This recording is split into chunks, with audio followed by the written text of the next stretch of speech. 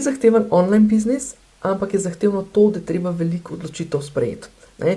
Mi že tako vsak dan sprejmemo, ne vem, bojda več tisoč odločitev, od tega, kaj bomo jedli za zajtrk, do tega, kaj se bomo oblekali, do tega, kaj bomo skuhali tisti dan za kosilo, do tega, ali bomo kupili sirovo štručko ali pletenico v trgovini ali pa karkoli. Ne.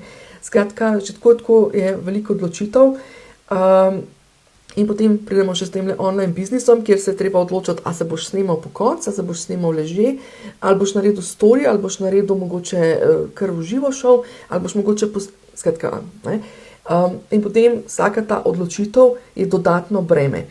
Tako da tukaj se je treba res zavedati tega, da ni online biznis sam po sebi težek pa zahteven, ampak je tisto, kar je zahtevno, so odločitve. In teh odločitev je v prvi fazi zelo veliko. Torej, ko bomo mi gradili, ko bo šel zdaj čez to pot, da gradiš ta prodajni, spletni prodajni ekosistem, bo veliko odločitev, velikrat boš na razpotju, da boš mogel se odločiti ali A, B ali pa še celo C, ne? In to je tisto, kar zna biti utrujajoče. Tako da takrat je treba samo znati sprejeti, se zavedati, ok, v redu, gre samo za odločitev, gre za to, da se moram zdaj odločiti. Naj še enkrat spomnim na tisto, da ni čudežnih formul, v smislu, tudi če ne moreš se odločiti napačno, gre samo za to, kaj je v tistem momentu mogoče s tabo bolj usklajeno, bo naporno, mogoče tudi za izvesti v tistem momentu, če se spomnimo na točko 3, ni naporno, ker bi bilo naporno, ampak ker še ne znaš.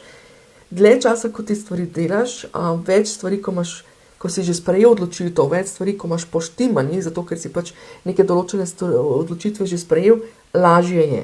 In moj cilj je tukaj ravno to, da v tej fazi, ko tole gradimo, probamo čim več teh odločitev sprejeti, zato da potem, ko smo v fazi aktivne prodaje, to je tisto, kar bomo delali v 6., 7. in 8.